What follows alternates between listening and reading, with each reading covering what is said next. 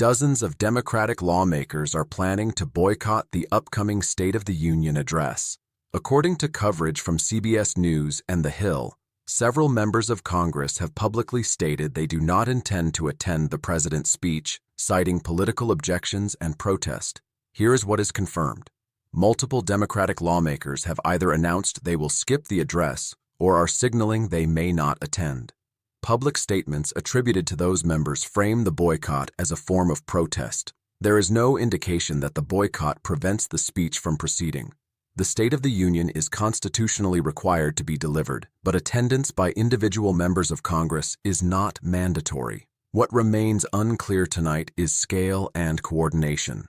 Are we looking at a loosely organized protest involving individual decisions, or a coordinated strategy designed to send a broader political message? In the next 60 seconds, I'm going to walk you through exactly what's confirmed, what's being claimed, and the one detail most coverage is skipping that changes how this unfolds. Stay with me, because once you see how these pieces connect, the entire situation looks very different. The deeper issue is not attendance. It is optics, institutional norms, and political messaging. The State of the Union is traditionally one of the few moments where all three branches of government gather in a single chamber. Even during periods of intense political division, attendance has often been framed as a show of institutional continuity. Boycotts of presidential addresses are not unprecedented.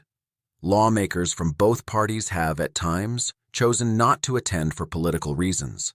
But when dozens signal coordinated absence, the message becomes more amplified. The accountability question is this: is this protest aimed at influencing public opinion, or is it part of a broader strategy leading into the next election cycle? We will separate confirmed facts from speculation. We will examine precedent, and we will ask what this means for Congress as an institution. Let's lay out only what has been confirmed by multiple national outlets. According to reporting from CBS News and The Hill, dozens of Democratic lawmakers have publicly stated they plan to skip the upcoming State of the Union address. Some have issued statements explaining their decision as a political protest. Others have indicated they will instead attend alternative events or hold press availabilities outside the chamber. There is no confirmed evidence of a formal party-wide directive from Democratic leadership requiring members to boycott. Public reporting suggests these decisions are being made by individual lawmakers, though in sufficient numbers to draw national attention. The president is still scheduled to deliver the State of the Union before a joint session of Congress. There has been no announcement from House or Senate leadership indicating any procedural disruption to the speech itself. Attendance at the State of the Union is not legally required for members of Congress. Lawmakers from both parties have, in previous years, opted not to attend presidential addresses for political reasons. Those decisions have historically been framed as symbolic protest rather than procedural obstruction. Some Democrats who have announced they will skip the address have cited specific policy disagreements. According to The Hill's reporting, those objections include criticism of the president's handling of certain domestic and foreign policy issues. CBS News reports that some lawmakers view the boycott as a way to signal opposition without interrupting the event itself. There has been no confirmed reporting indicating security concerns related to attendance tied to this boycott. There is also no verified indication that Republican members plan a similar protest. Importantly, there has been no public confirmation of an exact final number of Democratic lawmakers who will be absent. The phrase dozens appears in reporting, but that figure remains fluid as members continue to announce their plans. So the confirmed facts are straightforward. Some Democratic lawmakers have announced they will not attend. There is no mandatory attendance requirement. The speech will proceed as scheduled. No formal party mandate has been confirmed. Those are the verified elements. Now we separate rhetoric from reality. Some commentators are framing this boycott as an unprecedented collapse of congressional norms. Others are calling it a principled stand. The truth, as usual, is more measured. Claim: this is a historic breakdown of democracy. Reality: Lawmakers from both parties have skipped State of the Union addresses in previous administrations. During President Trump's first term, several Democrats declined to attend. During President Biden's term, some Republicans opted out. Attendance has long been political theater as much as institutional duty. Claim: this is a coordinated Democratic Party rebellion. Reality: reporting from CBS News and The Hill does not confirm a formal directive from party leadership. Individual lawmakers appear to be making their own decisions, though similar messaging suggests shared grievances. Claim: the boycott disrupts the constitutional process. Reality: the Constitution requires the President to provide Congress information on the State of the Union. It does not require members of Congress to attend in person. The speech will still be delivered and entered into the record. Here is the detail many headlines are skipping. The real power of a boycott is not in empty seats. It is in media amplification. When dozens of lawmakers publicly declare they will not attend, coverage shifts.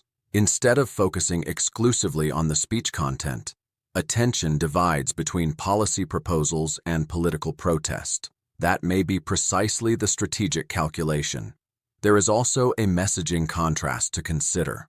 Some Democrats argue that attendance legitimizes policies they oppose. Critics counter that showing up reflects respect for the institution, even in disagreement. Those are competing interpretations of institutional responsibility. But at this stage, what we do not have is evidence of procedural sabotage. We do not have evidence of violence, obstruction, or constitutional crisis. We have symbolic protest. And symbolism in Washington is rarely accidental. The larger question becomes whether this tactic persuades undecided voters or simply energizes existing political bases. That distinction matters. Now we turn to the accountability question. Who benefits from this boycott? On the surface, individual Democratic lawmakers benefit by signaling firm opposition to the president's agenda. In a polarized environment, visible protest can energize a political base. It can generate fundraising momentum. It can secure media attention in a crowded news cycle. But there is another layer. Congress, as an institution, relies heavily on symbolism. The State of the Union is one of the few annual moments when all three branches of government physically gather in one chamber. Supreme Court justices attend. Cabinet officials attend. Military leadership attends. The joint session is designed to project stability and continuity. When dozens of seats are intentionally empty, that symbolism shifts. It becomes a visual statement. The accountability question is not whether lawmakers have the right to protest. They do. Attendance is voluntary. The deeper question is whether repeated symbolic boycotts by either party gradually erode institutional norms. When protest becomes routine, what happens to shared civic rituals? There is also the question of leadership.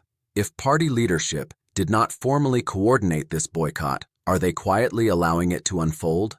Are they encouraging members privately while avoiding public ownership? Or are they attempting to balance internal party pressures with public optics? Public reporting has not confirmed centralized direction, but in politics, silence can carry weight.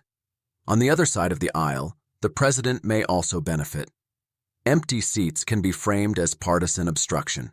The optics can be used to argue that opponents are unwilling to engage. Political narratives are rarely one-sided. So, who avoids consequences? In Washington, symbolic protests often generate headlines but limited policy change. Lawmakers face little procedural penalty for absence. The speech continues. The legislative calendar moves forward.